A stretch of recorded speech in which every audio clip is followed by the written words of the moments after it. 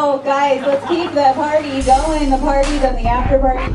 Your next comic coming to the stage, she's so fantastic. Give it up for Jessica Entner!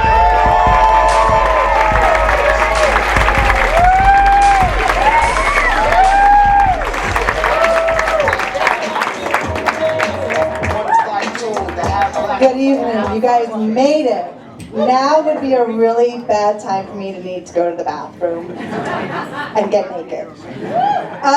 So I've hit that really pathetic point in midlife where you either buy a sports car, or you have an affair, or you take a stand-up comedy class. So I am a married mom to a lovely 6-year-old, and I'm in my 40s. I'm a Midwest 35. I'm going to try not to die up here, literally.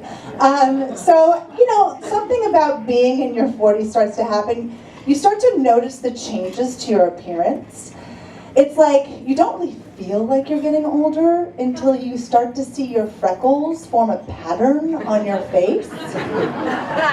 I literally heard somebody say, "Oh my, praise Jesus. I can see the Virgin Mary in that sad, middle-aged woman's sunspot." And you also start to realize all the things that you've taken for granted, like being able to read a menu, or sneezing without pulling your back out, or being in the kitchen and remembering why you're there. So as I said, I'm a mom, and the one thing that has just been so fascinating to me about motherhood is there is an acceptable embracement of alcoholism. It's like you'll be walking with some of your friends to the tot lot at 4:30, and somebody is always holding their novelty coffee cup that says, "This might be wine." "Yes, we know, Alyssa. We can tell by the color of your teeth."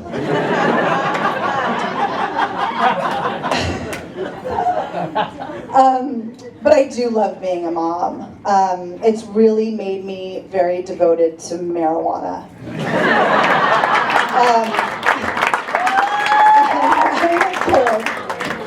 Having a kid is wonderful, but they really do say the darndest things.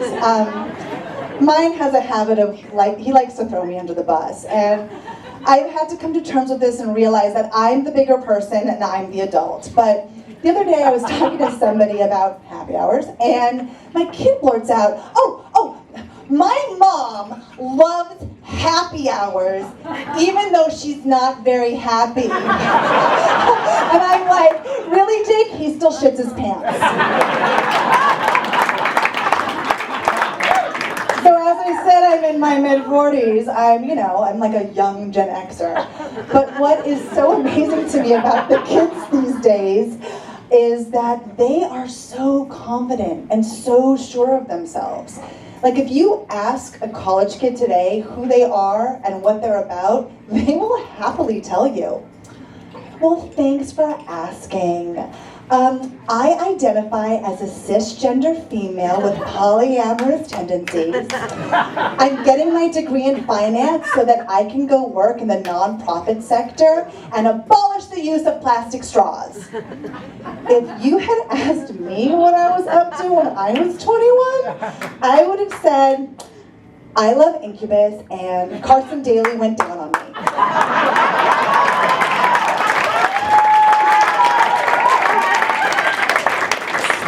Things I did in the 90s.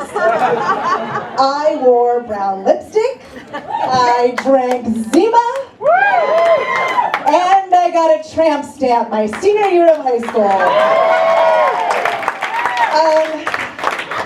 I didn't realize at that point in time that I was permanently branding my age on my body. Because you can tell somebody how old somebody is just based on their shitty tattoo. It's like, oh, you have a barbed wire on your bicep? You must be like 46. Oh, those are so beautiful. sparrows on your clavicle, so original. You must be like 34. Wow. A Ralph Lauren polo insignia on your pectoral muscle. You must be riddled with chlamydia.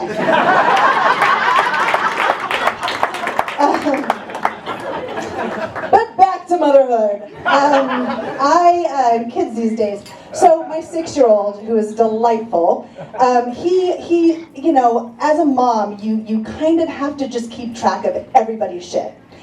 And the bane of my existence is keeping track of my son's whoopee. Whoopee is a small little puppy dog blanket lovey thing, and he goes missing a lot. And every time he does, I feel like a sheriff giving a press conference. Welcome, thank you everybody. Thank you for coming, Jake. We wanted to give everybody an update on Whoopi's whereabouts.